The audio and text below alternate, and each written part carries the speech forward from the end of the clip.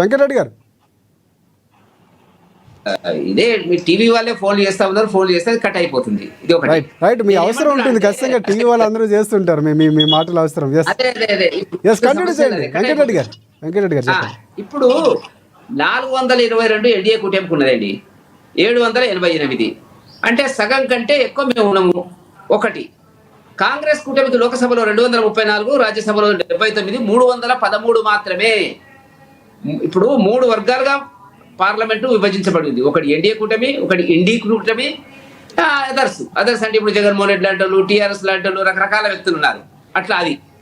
ఇప్పుడు నేనేమంటున్నా అంటే మాకు 422, ఎన్డీఏ కూటమికి 422 ఉంది, కాంగ్రెస్ కూటమికి 313 ఉంటే సుమారుగా మిగతా వాళ్ళు పక్కకెట్టండి, వాళ్ళు ఎక్కడ ఉంటారు ఏందనేది 100 సీట్లకు పైగా మెజారిటీ మాకు ఉన్నటువంటి ఒక సందర్భం ఇది. కాబట్టి గెలిచే ప్రసక్తి లేదు. ఇది అట్లా పక్కకు పెడితే సుదర్శన్ రెడ్డి గారు, వెంకటరెడ్డి గారు ఆ ధీమా ఉంది కాబట్టి కూటమి ధైర్యంగా ఇనానమస్ ఇవ్వాలని అడుగుతుంది, అభ్యర్థి నిలబెట్టింది. బూచిరెడ్డి అంటే బూచిరెడ్డి సుదర్శన్ రెడ్డి గారు మా సమీప బంధువు, మా పక్క ఊరు. ఆయన అంటే గొప్ప మేధావి, ఆయన మీద మాకు గౌరవం ఉంది వ్యక్తిగతంగా, మా కుటుంబ పరంగా.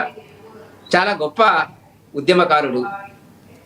ఏ జోక్యాలు చేయాలంటే ఒక జ్యుడిషియరీ సిస్టంలో ఏ ఆరోపణలు లేకుండా పనిచేసినటువంటి వ్యక్తి, సాధారణ రైతు కుటుంబం నుంచి ఉన్నటువంటి వ్యక్తి. ఇంతవరకు బాగుంది, తెలంగాణవాది, తెలుగువాడు, దాంట్లో సందేహం లేదు. కాకపోతే ఇక్కడ పోటీకి వచ్చేటప్పటికి రేవంత్ రెడ్డి గారి యొక్క ప్రయత్నం ఇది. అవునన్నా కాదన్నా కూడా ఆయన ఏదో చెప్తున్నాడు. నిన్న ప్రెస్ మీట్ పెట్టి ఇక్కడ ఒక 1/2 డజను, అక్కడ ఒక 1/2 డజను మంత్రులను కూర్చుని పెట్టుకొని మాట్లాడి చూస్తే నాకు నవ్వొస్తుంది. ఏ రకంగా అప్పీల్ చేస్తాడండి భారతీయ జనతా పార్టీకి, 2 రాష్ట్రాల్లో ఉండేటువంటి భారతీయ జనతా పార్టీకి, జనసేనకి మీరు మద్దతు ఇవ్వండి. ఆ రాజకీయ అవగాహన ఏమైనా ఉందా? సంచలనాల కోసం మాట్లాడలేనా? ఏది మాట్లాడినా సంచలనాల కోసం మాట్లాడతారు రేవంత్ రెడ్డి గారు. ఎవరైనా ఒక ముఖ్యమంత్రి ఏ పార్టీ నుంచి అభ్యర్థి నిలబడ్డాడో మీరు ఆత్మ ప్రబోధము, తెలుగువాడైతే మాకు గౌరవం ఉంటుంది అంటే మీరు తెలుగువాడంటే మీరు ఓబీసీ నిలబెట్టాల్సింది ఒక తెలుగు. రెండవది అంటే ఆయన చెప్పిన సూత్రమే నేను చెప్తాను మీకు. తమిళనాడులో రాధాకృష్ణ గారు నిలబడ్డారు. చంద్రాపురం పొన్నుస్వామి రాధాకృష్ణ గారు భారతీయ జనతా పార్టీ కూటమి తరఫున, ఎన్డీఏ కూటమి తరఫున, నేషనల్ అలయన్స్ తరఫున నిలబడ్డటువంటి వ్యక్తి. మనకంటే తమిళనాడులో ఈ ప్రాంతీయ భావము ఎక్కువ ఉంటుంది, వాళ్ళకు ఉండేటువంటి భాషాభిమానం ఎక్కువ ఉంటుంది. దేశంలో ఎక్కడ లేదు, ఎవరికి లేదు కాబట్టి 50 సంవత్సరాలుగా వాళ్ళ అయితే ఆ పార్టీ లేకపోతే ఈ పార్టీ, డిఎంకే ఏడీఎంకే, కానీ జాతీయ పార్టీలు ఒక్కటి కూడా అడుగుపెట్టలేనటువంటి పరిస్థితి అక్కడ ఉన్నటువంటిది మనకు తెలిసినటువంటిది. సరే, వాళ్ళ ఆలోచనలు వాళ్ళకు ఉండేవి, మనకు కాదనలేవు. జాతీయ మెయిన్ స్ట్రీమ్లో వాళ్ళు ఇంతవరకు కలిసినట్టుగా మనకు కనపడతలేదు రాజకీయంగా. ఏదో అలయన్స్ అంటే రకరకాలుగా వస్తారు, ఒకసారి బీజేపీతో వస్తారు, ఒకసారి కాంగ్రెస్తో వస్తారు, రకరకాలుగా చూసినా అది చర్చకు పోను నేను. ఇప్పుడు రాధాకృష్ణన్ గారు తమిళ వ్యక్తి కాబట్టి తెలుగు వాళ్ళకంటే ఎక్కువ అస్తిత్వము, తమిళ అస్తిత్వం వాళ్ళకు ఉంటుంది కాబట్టి, తమిళనాడు ప్రజలకు ఉంటుంది కాబట్టి అక్కడ 42 పార్లమెంట్ సీట్లు ఉన్నాయి. మనకు ఉమ్మడి రాష్ట్రంలో ఆంధ్రప్రదేశ్, తెలంగాణలో 42 పార్లమెంట్ సీట్లు ఉన్నాయి. ఇక్కడ 18 రాజ్యసభ ఉన్నది, అక్కడ 18 రాజ్యసభ ఉంది. వాళ్ళు 60 మంది ఉన్నారు, మనం 60 మంది ఉన్నాము.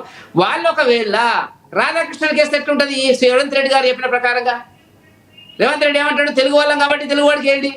తమిళనాడులోకి వచ్చినప్పటికీ మనం చాలా ఏమంటారు, మనకంటే ఎక్కువ వాళ్ళు, మనమన్నా కొద్దిగా బ్రాడ్ ఉంటాం, కొద్దిగా లెఫ్టిస్ట్ ఐడియాలజీ, ప్రగతిశీల భావాలు ఉన్నాయి తెలంగాణలో కానీ ఆంధ్రప్రదేశ్లో కానీ. కొద్దిగా ఎక్కడో దగ్గర మనం కొంత కలుస్తాం, కొంత కలవం. మరి వాళ్ళకైతే మావాడు ఎవడైతే ఏంది, మా తమిళియను ఉపరాష్ట్రపతి అవుతుండు కాబట్టి మేము 40 మంది 60 మందిని మేము అక్కడ వేసేస్తామంటే, ఎన్డీఏ అభ్యర్థి రాధాకృష్ణన్కి వేస్తామంటే ఎట్లుంటుందండి? రాజకీయ అవగాహన లేకుండా ఒక ముఖ్యమంత్రి గారు తెలంగాణ ముఖ్యమంత్రి ఇజ్జత్ ఇస్తున్నాడు. నెంబర్ 2, ఎట్టి పరిస్థితుల్లో కూడా సుదర్శన్ గారు గెలవరు. అది తెలుసు, అందరికీ తెలుసు. తెలిసి ఒక తెలంగాణ వారిని బలి చేస్తున్నారు. తెలంగాణ ఆత్మాభిమానాన్ని. వెంకటరెడ్డి గారు, నాదొక ప్రశ్న. అంటే పార్టీలకు అతీతంగా ఒక అభ్యర్థిని నిలబెట్టాం. రాధాకృష్ణ గారికి సంబంధించినటువంటి కొంత రాజకీయ నేపథ్యం ఉందని చెప్తున్నారు, కానీ అక్కడ రాజకీయాలకు అతీతంగా ఉన్నారు. ఒక హోదాలో ఉన్నటువంటి వ్యక్తి సుదర్శన్ రెడ్డి గారు, ఆయనకి సపోర్ట్ చేయాలంటున్నారు ముఖ్యమంత్రి గారు. అయితే ఉండొచ్చు, ఉంటే ఉంది. రాజకీయాలకు అతీతంగా వాళ్ళు ఇంతకుముందు నిలబెట్టింది, కాంగ్రెస్ నిలబెట్టింది, రాజకీయ అతీతంగా నిలబెట్టిరా? మీరు ఎందుకు అనుకుంటారు సుదర్శన్ రెడ్డి గారు రాజకీయ పార్టీ కాకపోవచ్చు? నాకు తెలుసు వ్యక్తిగతంగా ఆయన కాంగ్రెస్ అభిమాని. అభిమానం లేకుండా సీట్ ఇవ్వటం అది, కానీ ఆయన ఎక్కడ పరోక్షంగా ప్రత్యక్షంగా ఎక్కడ బయటికి రావటం అఫీషియల్ గా లేరు కాబట్టి. జుడిషియరీలో పనిచేసిన వాళ్ళు చాలా జాగ్రత్తగా ఉంటారు. రోజు రోడ్ల మీదకి వచ్చి రాజకీయాలు చేస్తారా? రైట్. ఆ పార్టీ తరఫున పోరాడతారా? ప్రగతిశీల భావాలు ఉన్నటువంటి అభ్యుదయవాది తెలియని సందేహం లేదు. జయపాల్ రెడ్డి గారి దగ్గర నుంచి వాళ్ళకు ఉండేటువంటి కన్సల్ట్